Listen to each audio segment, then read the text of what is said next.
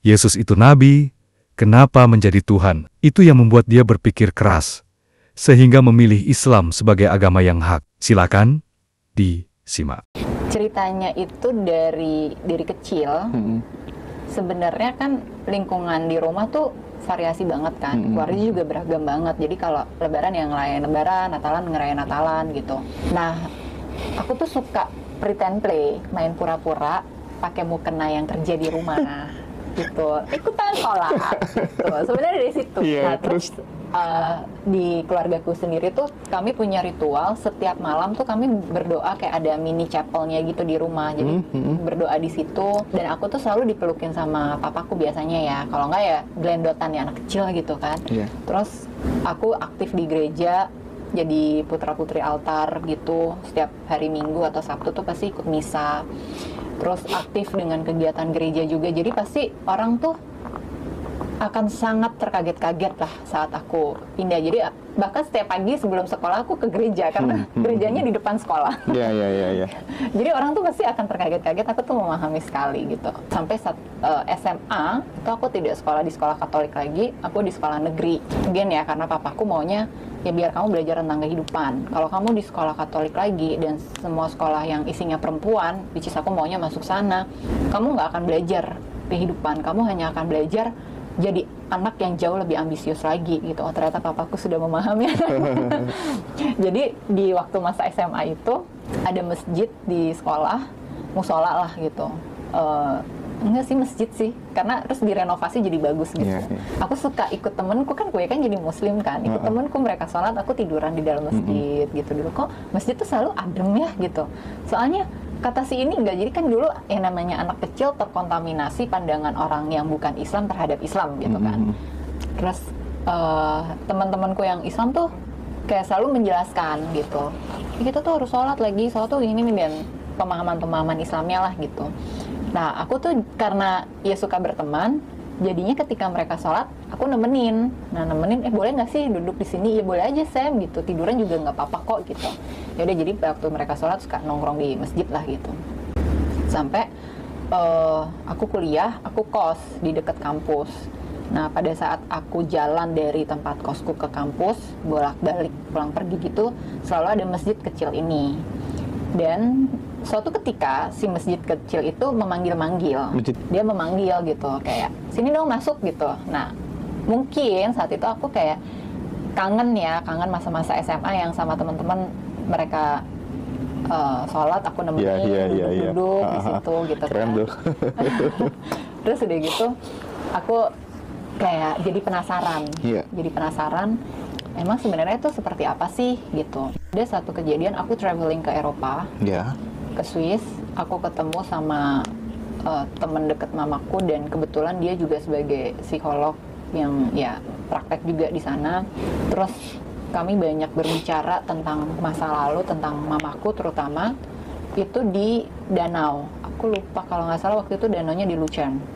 Jadi naik kapal sambil muterin danau gitu. Terus ada satu momen aku mengamati sekeliling dari visual yang kita amati keliling danau itu. Kayaknya gue mau pelajari semua agama deh. I don't think I have a lot of answer dari pertanyaan-pertanyaanku. Karena dari SMP aku tuh bisa nanya sama guru agamaku kayak gini, yang hampir bikin nilai agamaku merah. Katanya Yesus itu nabi, apa dipanggil Tuhan Yesus, dimarahin sama guru agama. Kamu nggak punya iman. Aku kan memang suka baca, jadi Alkitab itu aku baca penuh. Di Alkitab tertulis kita nggak boleh menyembah berhala.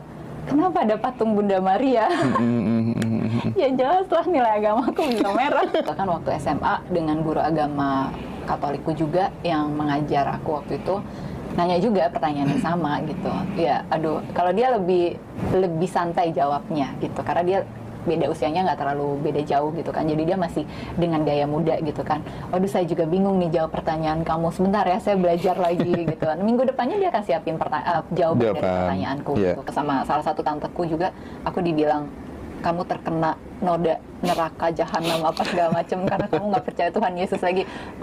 Tunggu dulu nih, nih kenapa jadi arahnya ke situ ya gitu kan. Kan itu perjalanan hidup tiap orang beda-beda. Sampai ya akhirnya aku beli buku itu si buku bacaan sholat tata cara yang buat anak-anak itu.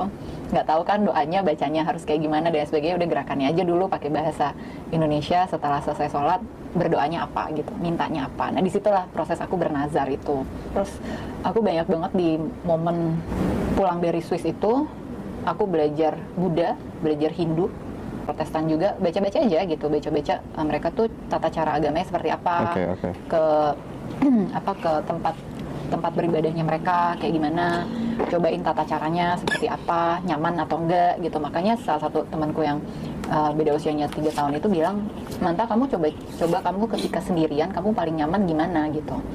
Nah Islam ini adalah yang terakhir gitu. Kalau di sastra bilang kan itu ya, spiritual traveler. Spiritual traveler. Gitu. Iya. Jadi jalan-jalan dulu kemana-kemana.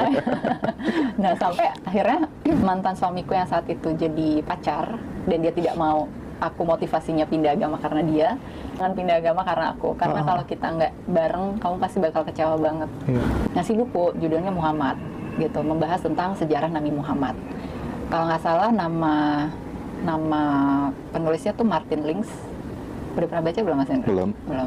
Kalau nggak salah ya. Jadi dia sejarawan, dia profesor juga di, aku lupa di Oxford atau di Cambridge University, yang spesialis mencari tahu lah gitu riwayat sejarahnya Nabi Muhammad seperti apa. Nah aku baca buku itu dan setiap halaman tuh ya kok nangis aja. Gitu ya? Karena kayak aku berasa sangat relate gitu, gila ya perjuangan hidup gue, ternyata bukan cuman gue, Nabi aja juga perjuangan hidupnya berat gitu. Terus di situ ada satu chapter kalau nggak salah membahas tentang hijrah, bagaimana Nabi Muhammad hijrah gitu kan dari Mekah ke Madinah ya waktu itu. Berarti nggak salah ya orang tuh untuk hijrah, berarti boleh dong gitu. Tapi apa yang bisa mendasari Sam bisa dengan teguh dan berani untuk memutuskan ini bukan pilihan hidup yang salah, karena ini pilihan hidup yang akan sangat panjang, dan aku nggak mau nanti 10 tahun pindah lagi gitu. Atau ini cuma anak remaja yang lagi labil aja gitu. Kayaknya harus coba nih, kata orang gitu kan, bernazar itu kalau dikabulkan sama Allah harus bener gitu. Dan aku nazarnya tuh tidak mendoakan diriku. Terus? Aku mendoakan orang lain, apa yang dia mau aku doakan. Dan itu tercapai. Jadi orang ini pengen bisa punya kesempatan kerja di Uni Emirat Arab.